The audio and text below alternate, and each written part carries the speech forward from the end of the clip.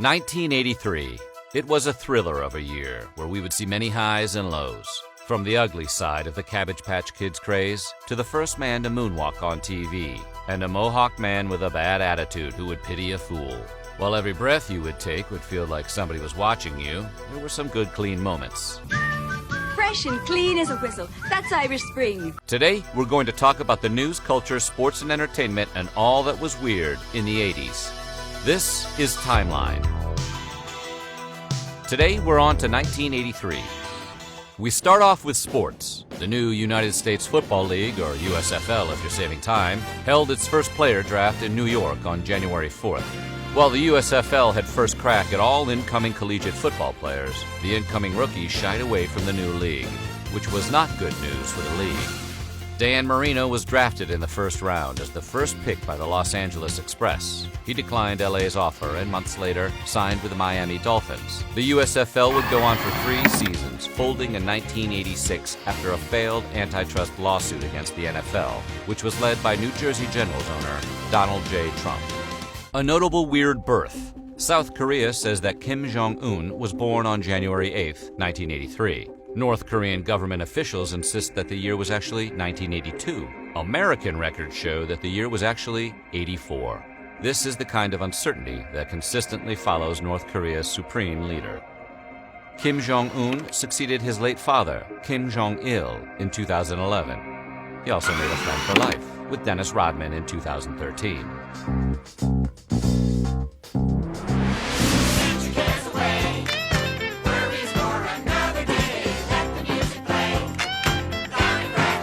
With ties to casinos in Las Vegas, Cuba, the Bahamas, and London, Meyer Lansky became one of the most financially successful gangsters in American history. At his peak, Lansky was worth an estimated $20 million. That's over $200 million adjusted for inflation.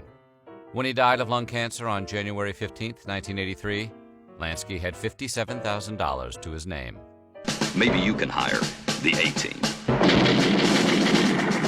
I love it when a plan comes together. We turn to some tragic music news. Karen Carpenter collapsed in her bedroom at her parents' home in Downey, California on February 4th after years of struggling with anorexia. Paramedics found Carpenter alive, but her heart was only beating once every 10 seconds. She died a couple of hours later at Downey Community Hospital. An autopsy attributed her death to emetine abuse, an ingredient used to induce vomiting. Staying with music. Released as a single 8 months before her 5th studio album, Faster Than the Speed of Night, Bonnie Tyler unleashed the anthemic Total Eclipse of the Heart on February 11th. Written by Jim Steinman, the composer who would go on to write chart-topping power ballads for Meatloaf, Air Supply, and Celine Dion. Total Eclipse of the Heart went on to number 1 on the U.S. Billboard Hot 100 on September 30th, 1983. Staying with pop music, it took 3 months for Michael Jackson's Thriller to touch number 1 on the Billboard 200, but once it was there, it stayed for 37 weeks in a row. The record-breaking number 1 streak began on February 26th and ended on April 14th, 1984, when the Footloose soundtrack knocked Jackson out of the top spot. Of course, Thriller has staying power. It never left the Billboard 200. Thriller is still on the Billboard 200 chart today. Go ahead, check. We'll wait.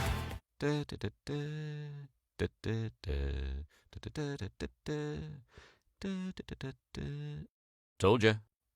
Channel now to network TV, and after 11 seasons, MASH ended its run with Goodbye, Farewell, and Amen. The series finale was so highly anticipated, CBS sold commercial space in 30-second blocks for $450,000, even more than what NBC was charging for Super Bowl ad space that year. MASH still holds the title for the most watched episode of any television series with a total audience of 121.6 million people.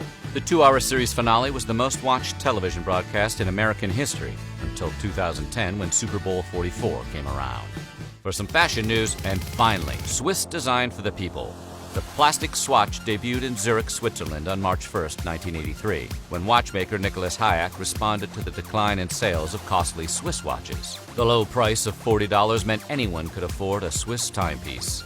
Nowadays, a Keith Haring swatch fetches over $1,000 on the collector's circuit. Now for some weird weather. On the morning of March 1, 1983, Los Angeles got hit by a surprise tornado. The twister destroyed homes, cars, businesses, and even ripped off a good chunk of the LA Convention Center's roof. The tornado's path paralleled the 110 freeway for close to 4 miles, tearing a half-mile wide gash through downtown LA, killing 9 people, seriously injuring 30 more, and flattening 150 buildings. Turning to technology, the first commercial CD player, the iconic Sony CDP-101, beep boop bop beep beep boop, made its first appearance in Japan on October 1st, 1982. Unfortunately, everyone else in the world had to wait until March 19, 1983 to play their $17 compact discs. But after 100 years of popping vinyl and warped tape, Sirius audiophiles were more than thrilled with the $1,000 price tag for crisp, clean sound with no noise interference, even if the sound was a bit hollow and tinny. In a nationwide television address, President Ronald Reagan announced his proposal for the Strategic Defense Initiative on March 23rd. Reagan claimed that the missile defense system would protect the United States from ballistic nuclear missiles. The following day, the Washington Post quoted an angry Senator Ted Kennedy, who said Reagan's defense proposal was reckless Star Wars schemes. The program's nickname, Star Wars, stuck. Over 10 years, the government spent around $30 billion on developing Reagan's Star Wars, but the program went nowhere. If you were watching it live on March 25th, you remember exactly where you were when Michael Jackson moonwalked across the Civic Auditorium in Pasadena, California. The occasion was Motown 25, Yesterday, Today, Forever, a televised special to celebrate Motown's 25 years in the music business. When Michael Jackson slid across the stage during the guitar break in Billie Jean, it was as if time froze for a second. Cream eggs from Cadbury. Why, they're the best thing to come along since the Easter Bunny, and when he's gone, they're gone. We now go to Japan, and after 5 years of planning and construction, Tokyo Disneyland opened on April 15th, the first Disney park to be built outside the United States. Turning to the Middle East, the first embassy suicide bombing occurred in Beirut, Lebanon, on April 18th. The attack killed 32 Lebanese, 17 Americans, and 14 passers-by. It was the deadliest attack on a U.S. diplomatic mission up to that time. In music news, McKinley Morganfield, more commonly known as Muddy Waters, died on April 30th, 1983, at the age of 70. If you're wondering how influential Waters was, consider that the Rolling Stones named themselves after his song Rollin' Stone. And Brian May, Jimi Hendrix, and Angus Young all cited Muddy as one of their biggest influences.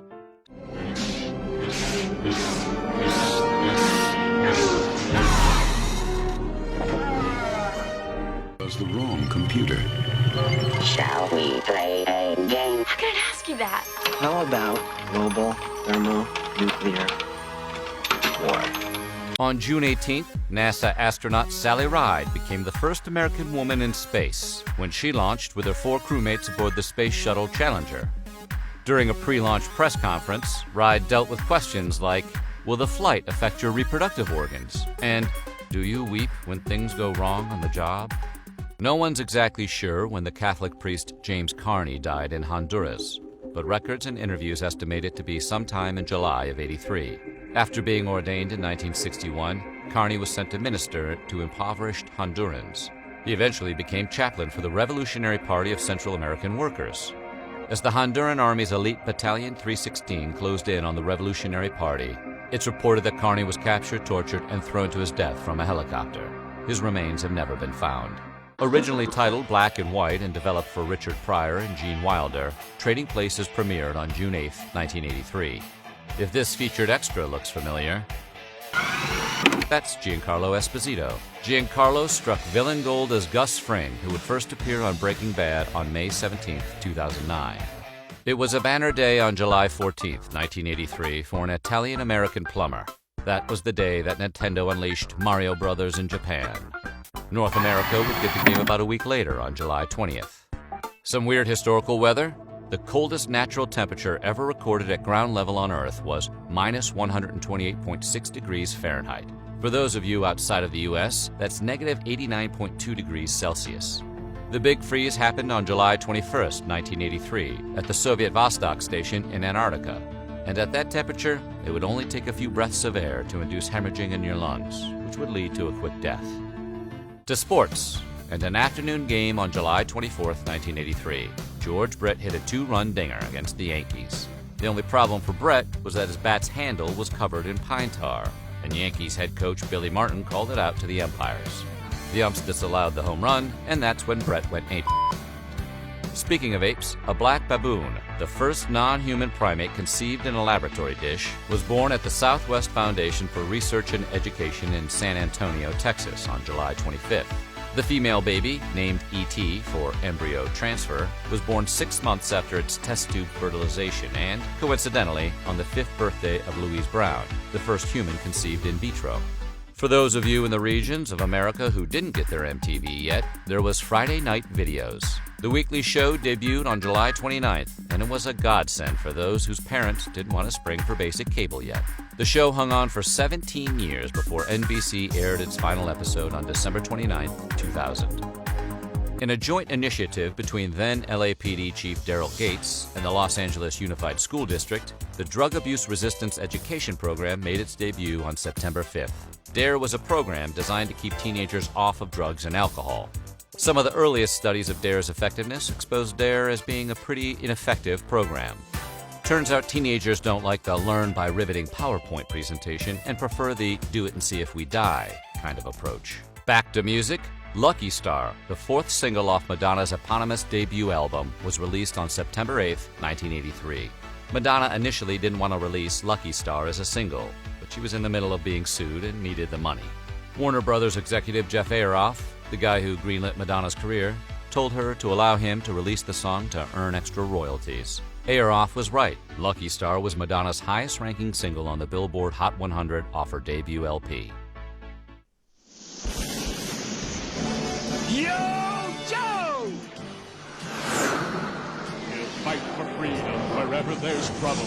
G.I. Joe is there. G.I. Joe, American hero. Get to the citizenship! A few months after he finished filming The Terminator, Arnold Schwarzenegger took the plunge and became a naturalized U.S. citizen on September 17th. He became one of the rare Americans who also has Austrian rights, as Austria rarely allows dual citizenship.